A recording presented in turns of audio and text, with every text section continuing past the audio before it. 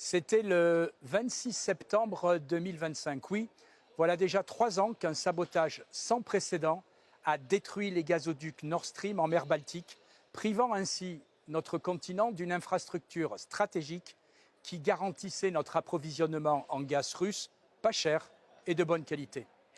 3 ans pendant lesquels personne ne vous a plus reparlé des vrais responsables, surtout pas Bruxelles, qui préfère entretenir le flou jusqu'au bout, jetant la suspicion sans aucune preuve sur la Russie. D'ailleurs, la Russie était déclarée coupable quelques heures après le sabotage, sans la moindre enquête. Pourtant, cet été, l'Italie et la Pologne viennent d'arrêter des suspects.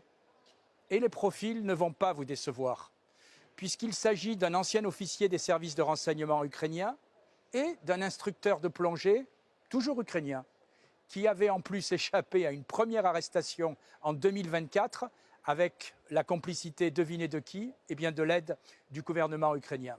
Bref, ces arrestations laissent de plus en plus à penser que ce sabotage n'aurait rien d'une opération clandestine improvisée, mais qu'il s'agit bel et bien d'une action organisée, planifiée et couverte par un État, en l'occurrence l'Ukraine.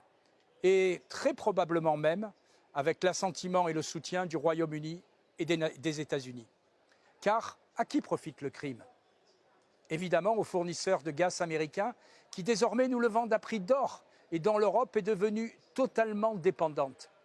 Mais aussi à l'industrie américaine qui profite de ce sabotage en bénéficiant d'une meilleure compétitivité tant les coûts de production de nos entreprises explosent à cause du prix du gaz que nous achetons aux États-Unis. Et je ne parle même pas des ménages européens qui n'arrivent plus à payer leurs factures d'énergie. Rappelons qu'Ursula von der Leyen avait promis des sanctions exemplaires contre les auteurs de cette attaque, affirmant que toucher à nos infrastructures critiques ne resterait pas impuni. Or, aujourd'hui à Bruxelles, on ne dit plus rien de cet acte de terrorisme d'État.